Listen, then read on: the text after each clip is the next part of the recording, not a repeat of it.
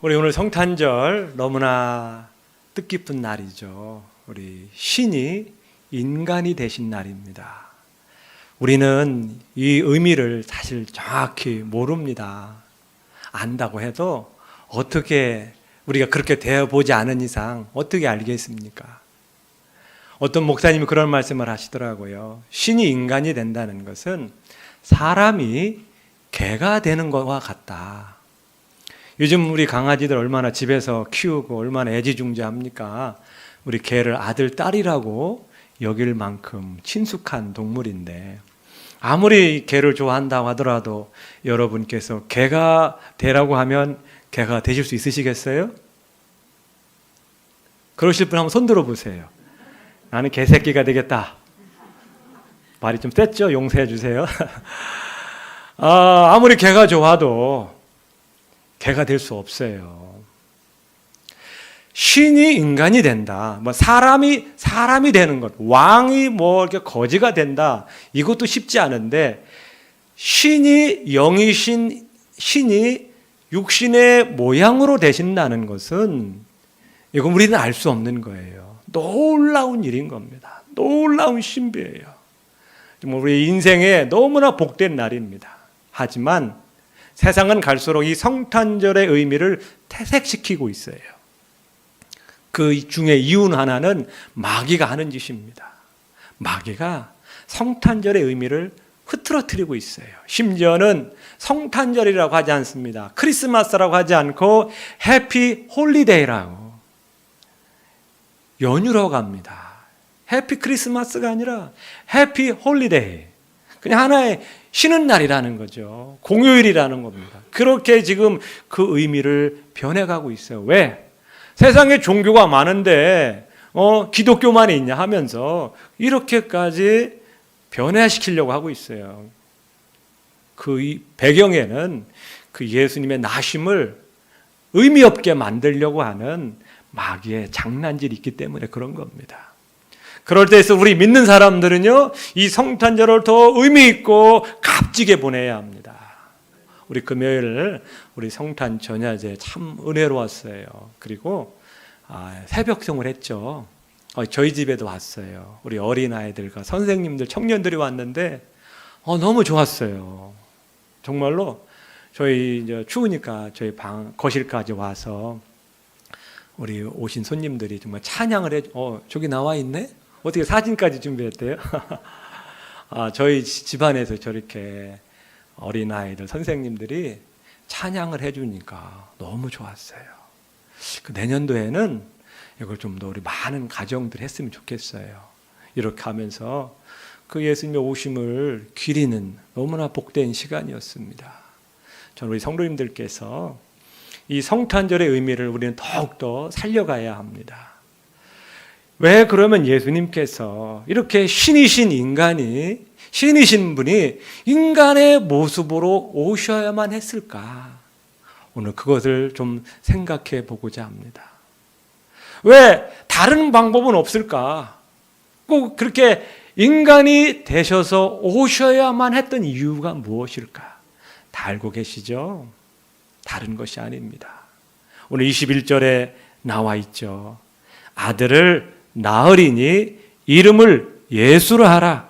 이는 그가 자기 백성을 그들의 죄에서 구원할 자이심이라. 죄 사함을 위하여 오신 겁니다. 이 죄 사함의 문제는 어떤 다른 사람은 할 수 없는 거예요.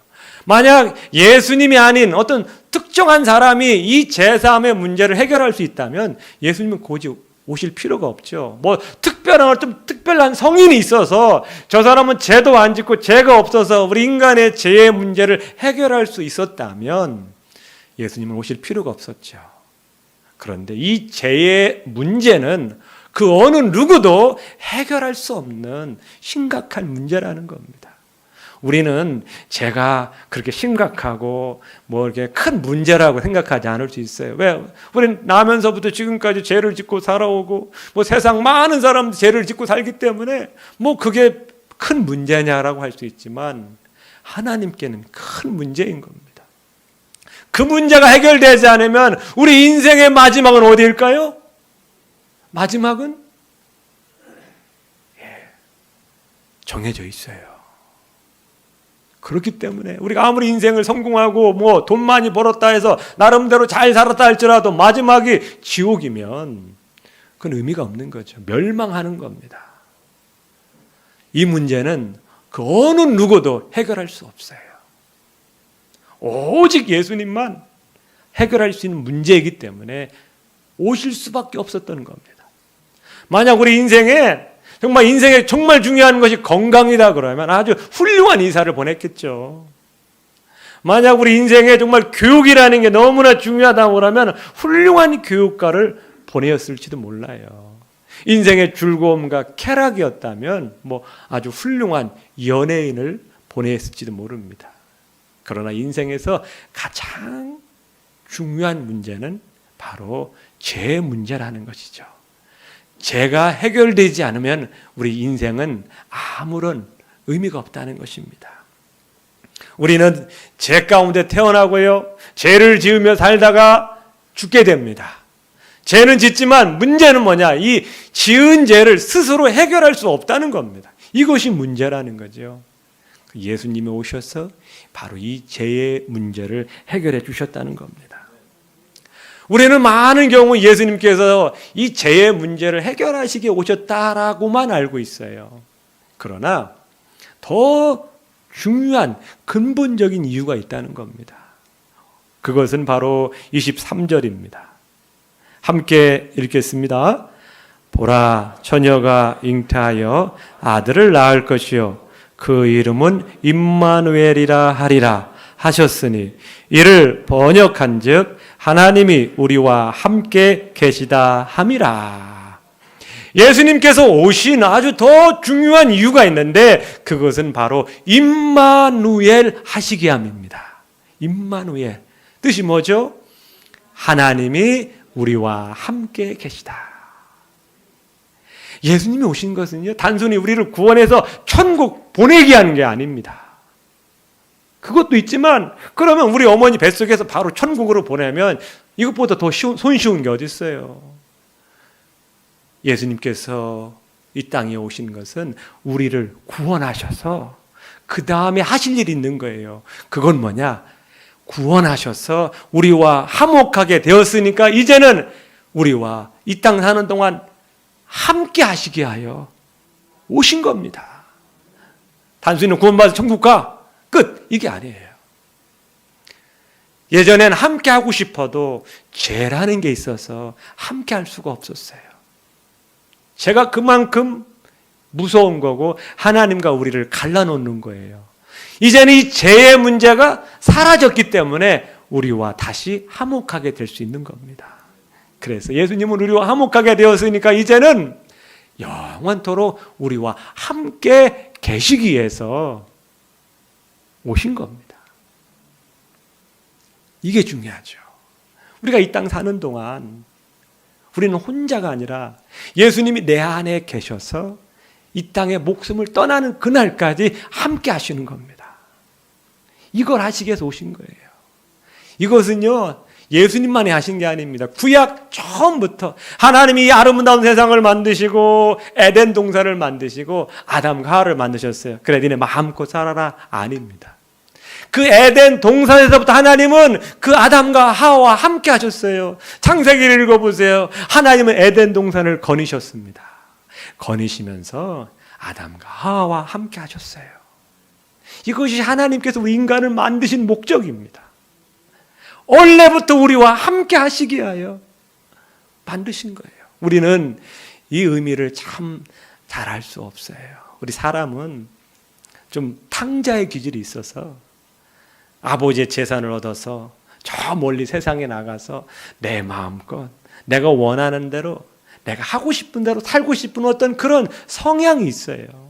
그 틈만 나면 좀 내가 먹고 살만하면 하나님을 떠나서 내 마음껏 살고 싶은 그런 성향이 있어요. 하지만 하나님은 그렇지 않다는 거예요. 하나님은 우리와 늘 함께 있고 싶어요. 저도 자녀를 키우다 보니까 이 자녀들과 죽을 때까지 함께 살고 싶어요. 자녀들은 어떻게 생각할지 모르겠지만 이 밥 먹다 보면 참 좋은 거예요. 이렇게 자녀들과 함께 밥을 먹으면서 때로는 막 아웅다웅 다투기도 하지만 이 자체가 부모로서는 너무 좋아요.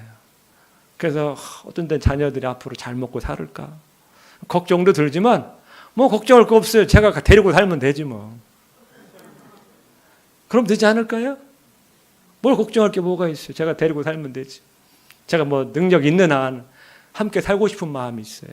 물론 자녀들은 독립해서 따로 살고 싶은 마음이 있겠지만 부모는 함께 살고 싶은 마음이 있어요. 하나님도 그런 마음이 아닐까 생각이 들어요.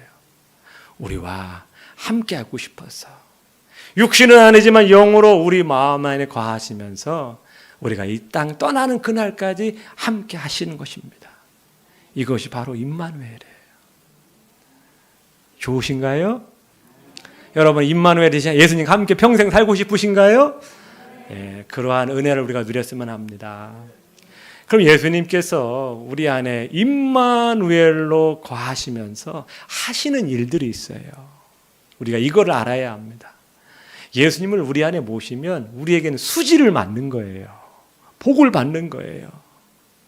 예수님께서 우리 안에 임마누엘로 거하시면서 하시는 일이 있는데 몇 가지만 말씀을 나누겠습니다. 하나는요, 우리가 예수님을 영접함으로 구원받았어요. 구원의 시작입니다. 시작만 있으면 어떻게 돼요? 안 돼요. 끝이 있어야 합니다. 우리가 구원의 시작은 예수님을 영접함으로 우리 안에 구원이 오게 돼요. 그리고 지금 우리는 구원의 삶을 살고 있어요. 여러분 지금 구원받았으니까 내 힘과 의지로 신앙생활을 하는 것 같죠? 그렇지 않습니다. 여러분 오늘 이 자리에 예배 자리에 나오는 거 내가 오늘 교회 가야지 의지를 발동해서 오신 분도 계시지만 그 의지를 갖고 마음을 주신 분이 바로 예수님이라는 겁니다. 예수님께서 지금도 우리에게 힘을 주시고 능력을 주시기 때문에 이 신앙생활을 유지할 수 있는 거예요. 예수님 우리 안에 거하시지 않으면요 우리 신앙생활 유지할 수가 없어요. 결코 신앙생활은요 내 힘과 의지로 하는 게 아닙니다. 내 안에 계신 예수님이 도와주시기 때문에 지금 신앙생활을 하는 거예요. 더 중요한 것은 우리가 천국 가는 그날까지 예수님이 내 안에 계셔서 나를 천국으로 인도해 주신다는 겁니다. 여러분 천국 가는 건요 내 힘과 의지로 가는 게 아니에요. 천국 문 앞에 섰을 때에 내 안에 계신 예수님을 보시고 그래 너는 통과되는 거예요. 내 안에 예수님이 계시지 않으면요 못 들어가는 거예요. 왜 불신자들이 천국 못 들어갑니까? 그들 안에 예수님이 안 계시기 때문에 못 가는 거예요. 우리도 예수님 믿는다고 하지만 우리 안에 예수님이 계시지 않으면 우리는 천국 못 가는 겁니다. 예수님의 생명이 들어와서 이 땅 사는 동안 그 예수님이 나를 인도해 주시고 천국까지 나를 이끌어 주실 때만이 우리는 구원받을 수 있는 거예요. 그래서 구원을 이루라 라고 말씀하시는 것은 내 안에 예수님이 계시고 그리고 나를 인도해 주시고 천국까지 인도해 주셔야만이 우리가 하늘나라 갈 수 있다는 겁니다. 그런 면에서 우리 예수님은 너무나 중요한 거예요. 영접한다라는 말을 하죠. 계시록 3장 20절 말씀입니다. 함께 읽겠습니다. 볼지어다 내가 문 밖에 서서 두드리노니 누구든지 내 음성을 듣고 문을 열면 내가 그에게로 들어가 그와 더불어 먹고 그는 나와 더불어 먹으리라. 이게 신앙생활이라는 겁니다. 이게 신앙생활이에요. 예수님을 믿는다는 건 영접하는 것입니다. 그리고 그 예수님이 내 안에 들어오는 거예요. 들어와 사시는 게 뭡니까? 이제는 예수님과 함께 먹고 마시면서 한평생 살아가는 것이 신앙생활입니다. 단순히 주일날 한 번 와서 예배하는 것이 아니라 이제는 내 안에 계신 예수님과 날마다 동행하며 살아가는 그것이 바로 신앙생활이라는 겁니다. 이제 우리가 예수님을 영접하면 예수님이 내 안에 들어오십니다. 그리고 이 세상 육신으로 있는 동안 떠나지 않고 내 안에 계시고 나를 천국까지 안내하시고 인도하십니다. 그런 면에서 예수님이 임마누엘 하시는 건 너무나 중요한 겁니다. 임마누엘 하시지 않으면 우린 신앙생활 유지할 수가 없어요. 너무나 감사한 거죠. 더불어요, 예수님이 우리 안에 거하시면서 임마누엘 하시면서 하시는 게 있어요. 그건 바로 풍성한 삶입니다. 같이 해보겠습니다. 풍성한 삶. 하나님, 우리가 이 땅 사는 동안요, 예수님이 우리 안에 거하시면서 뭐 하기를 원하셔요? 풍성한 삶을 살기를 원하십니다. 우리 요한복음 10장 10절 암송하셨죠. 도둑이 오는 것은 도둑질하고 죽이고 멸망시키려는 것뿐이요, 내가 온 것은 양으로 생명을 얻게 하고 더 풍성히 얻게 하려 함이라. 생명을 얻는 건 기본이고요, 이제는 그 생명에서 풍성한 삶을 살기를 원하십니다. 예수님 우리 안에 거하시 아무 일도 안 하는 게 아니에요. 우리 안에 거하시면서 일하기 시작합니다. 나는 포도나무요, 너희는 가지라. 이 사실을 꼭 기억하셔야 돼요. 가지는 스스로 열매를 맺을 수 없어요. 포도나무에 딱 붙어 있으면 포도나무로부터 좋은 것들이 흘러옵니다. 그래서 가지로 가요. 그래서 가지에 열매가 맺히는데 풍성한 열매를 주시는 것처럼 우리 예수님은요, 축복의 나무입니다. 생명의 나무예요. 은혜의 나무예요. 그래서 이 축복의 나무에 이제 연결되었기 때문에 하나님께서는 우리 인생에 이제는 풍성한 축복을 주실 줄 믿습니다. 우리 성도님, 내년에는 더 많이 축복을 받으세요. 돈 좀 많이 버셔서 교회에다 좀 헌금 좀 하시고, 저 좀 먹을 것 좀 사주시고, 좀 주변 사람에게 많이 나눠주시는 그런 복도 누리셨으면 좋겠어요. 거부 좀 나오셨으면 좋겠어요. 왜? 우리는 축복의 나무에 연결되어 있기 때문에 그래요. 우리 창세기 신명기 28장을 보세요. 하나님 얼마나 우리에게 축복을 약속해 주셨어요. 성읍에서도 복을 받고, 들에서도 복을 받고, 들어가도 복을 받고, 나가도 복을 받고, 내 몸의 소생과 내 토지의 소산과 내 짐승의 속개와 소와 양의 새끼가 복을 받을 것이며, 머리가 되게 하시고 꼬리가 되지 않게 하시며 위에만 있고 아래에 있지 않게 해주시는 그 놀라운 축복을 우리 하나님은 주시고자 하는 겁니다. 그냥 그걸 폼으로 써놓은 게 아니라 하나님 안에 사는 자들에게 주시고자 하는 놀라운 것들이 다 들어있어요. 우리 성도님들께서 우리 축복의 나무이신 예수님과 더 깊이 연결되어서 예수님이 주시고자 하는 그 풍성한 축복을 누리셨으면 합니다. 아멘. 하나님은 우리에게 은혜의 나무셔요. 은혜. 우리는 그 은혜에 연결된 자입니다. 그런 은혜가 우리에게 공급돼요. 은혜가 우리 안에 들어오면요, 우리의 마음이 평화로워지고요, 여유로워지고요, 따뜻해집니다. 그 은혜가 우리 가운데 들어오면 우리 내면이 바뀌게 되어 있어요. 저는 우리 성도님들께서 예수님 믿고 나서 더 아름다운 인품으로, 아름다운 성격으로 날마다 변해가실 줄 믿습니다. 예전에는 10번 화냈다면 이제는 7번, 5번으로 줄어들 줄 믿습니다. 예전에 10번 짜증냈다면 이제는 5번, 2번, 1번으로 줄어들 줄 믿습니다. 왜? 예수님께서 내 안에 은혜를 주시면 옛날엔 짜증났던 것도 이제 이겨낼 수 있고, 화낼 수 있었던 것도 이제 참을 수 있게 되는 그러한 힘이 주어지기 때문에 그렇습니다. 그 예수님께서 우리 안에 들어오시면 우리 내면이 바뀌게 되어 있어요. 바뀌게 되어 있습니다. 여기 계신 분들이요, 한번 과거와 지금을 비교해 보세요. 많이 바뀌어지셨죠? 바뀌어지고 계신 겁니다. 이제 내 안에 예수님이 더욱더 우리 안에 거하시면 우리 내면과 성품이 더 놀랍게 바뀌어지리라 믿습니다. 아멘. 우리 성도님들, 예수님께서는 우리에게 풍성한 삶을 주기를 원하십니다. 그 성령의 열매들 주기를 원하셔요. 사랑과 희락과 화평과 오래 참음, 이 좋은 것들을 우리에게 더 많이 주시고 싶어 하셔요. 그리고요, 이 땅 사는 동안 예수님께서는 우리에게 이런 말씀을 하셨어요. 믿는 자들에겐 이런 표적이 따르니 너희가 내 이름으로 귀신을 쫓아내며 새 방언을 말하며 뱀을 집어 올리며 무슨 독을 마실지라도 해를 받지 아니하고 병든 자에게 손을 얹은 즉 나으리라. 이런 능력까지도 주시겠다고 말씀하셨어요. 그러면서 말씀합니다. 너희가 나보다 더 큰 일을 하리라. 예수님께서 우리 안에 거하시면서 그 예수님의 그 놀라우신 능력을 우리에게 주시고자 합니다. 물론 모든 사람이 귀신을 쫓아내고 병을 낫게 할 수는 없지만 우리 각자에게 주신 은사와 재능을 활용해서요, 그걸 통해서 하나님께 영광 돌리게 하시고 많은 사람들의 유익을 주시고자 합니다. 찬양의 은사를 주시고 사랑의 은사를 주셔서 그 내 안에 그 사랑과 좋은 걸 가지고 하나님께 영광 돌리고 사람들을 세우고 살리는 일에 우리를 쓰시고자 하는 겁니다. 우리 인생을 그렇게 의미 있게 만들어 가시고자 하는 게 바로 예수님의 뜻입니다. 우리 성도님들, 내 안에 계신 예수님을 우리는 더 이 새해년에는 우리 내 안에 계신 예수님을 더 풍성하게 누리셨으면 합니다. 우리 성도님들이 내면의 삶이 풍성해지고 또 경제적으로도 풍성해지고 하나님 복도 많이 받으시기를 축복합니다.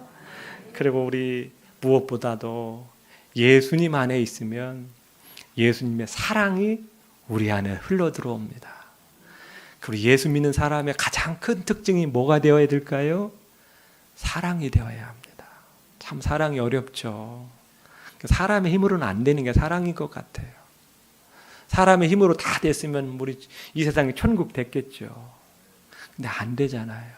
그 이유는 우리 힘으로는 안 되는 겁니다. 예수님의 사랑이 들어와야 돼요. 예수님의 사랑에. 요한복음 15장 9절 말씀입니다. 아버지께서 나를 사랑하신 것 같이 나도 너희를 사랑하였으니 나의 사랑 안에 거하라. 예수님의 사랑이 우리 안에 거합니다. 그러면 나도 모르게 예수님의 사랑의 영향을 받아서 사랑의 사람이 될 수 있는 거죠.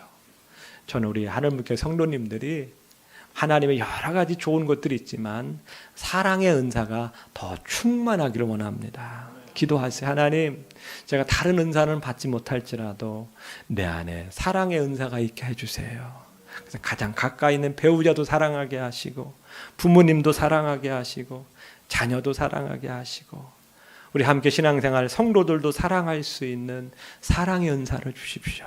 이렇게 기도하시면 우리 예수님이 그 풍성하신 사랑이 우리 안에 흘러넘쳐서 사랑의 사람으로 변화될 줄 믿습니다. 창세기 39장 2절과 3절에 보면 하나님이 함께 하신 자들에게 주신 축복이 있어요. 함께 읽겠습니다.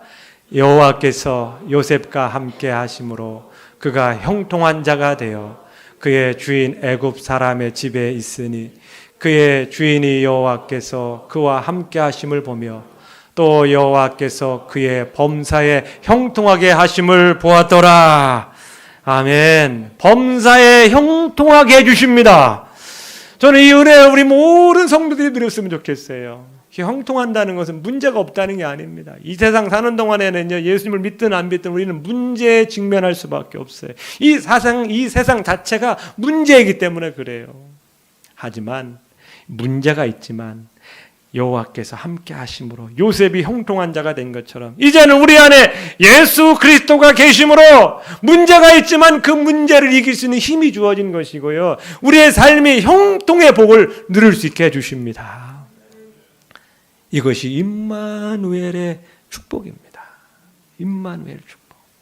오늘 읽은 처녀가 잉태하여 아들을 낳으리라는 말씀은요, 이사야서 7장 14절에 나오는 말씀입니다. 그 말씀에 보면 그 당시 이스라엘 유다의 왕 아스라는 왕이 있었어요. 이 아스 왕 때에 북쪽의 이스라엘과 북쪽에 있는 아람 왕이 연합하여서 그 유다를 공격하는 거예요. 그러니까 유다는 그것을 이겨낼 수 있는 힘이 없어요. 막 두렵고 떨어합니다. 이때 선지자 이사야를 보내서 두려워하지 마라. 그들은 아무것도 아니다. 걱정하지 마라. 이렇게 얘기를 했는데 못 믿는 거예요. 그러니까 어떻게 해요? 하나님 말고 저 또 다른 나라, 아시리아는 나라를 돈을 주고서 북쪽에 있는 이스라엘과 아람 나라를 물리치도록 요청을 하는 거예요. 근데 하나님이 그걸 굉장히 싫어하셨어요. 너는 나만 바라보라 했는데 왜 사람을 의지하냐 하면서 하나님이 책망을 하셔요. 도저히 못 먹겠으면 나한테 징조를 구해라. 아유, 어떻게 제가 그렇게 할 수 있어요? 못합니다. 그렇게 말을 하지만 본심은 이미 하나님을 떠나서 저 북쪽에 있는 아시리아를 의지하고자 이 마음을 정했기 때문에 이미 마음은 떠난 거예요. 그때야 이사야가 말씀한 거예요. 이 징조 못 믿겠냐? 처녀가 아들을 낳을 것이다. 이게 바로 징조가 될 것이다 라고 하신 말씀이에요. 왜냐하면 아하스 왕에게는 지금 이 상황이 불가능한 상황입니다. 도저히 이길 수 없는 상황이에요. 하나님이 오셔도 이건 이길 수 없다. 그렇기 때문에 눈에 보이는 저 아시리아 제국을 의지해서 내 이 어려움을 극복하겠다라고 마음을 먹은 거예요. 근데 하나님 그거 싫어하신 거예요. 그러면서 오늘 임마누엘이라 주신 겁니다.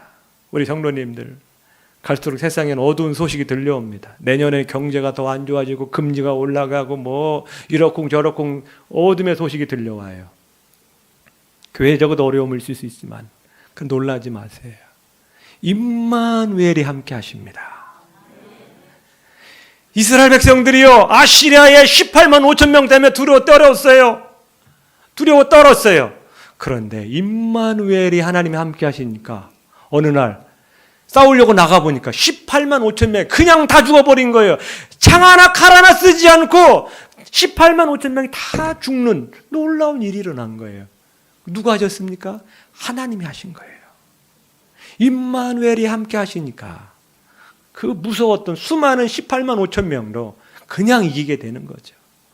우리에게는요, 하나님이 계셔요. 그리고 그분이 내가 너와 함께하다. 걱정하지 말라는 겁니다. 우리 성도님 내년에 이 임마누엘 하나님과 이 험난한 세상이 나아가시면 반드시 승리하실 것입니다. 아무리 어두운 소식이 들려와도 앞이 안 보일지라도 우리 임마누엘의 하나님이 함께 하시면 거뜬히 이겨내리라 믿습니다. 우리가 생각하지 못했던 놀라운 방식으로 하나님이 일하실 줄 믿습니다.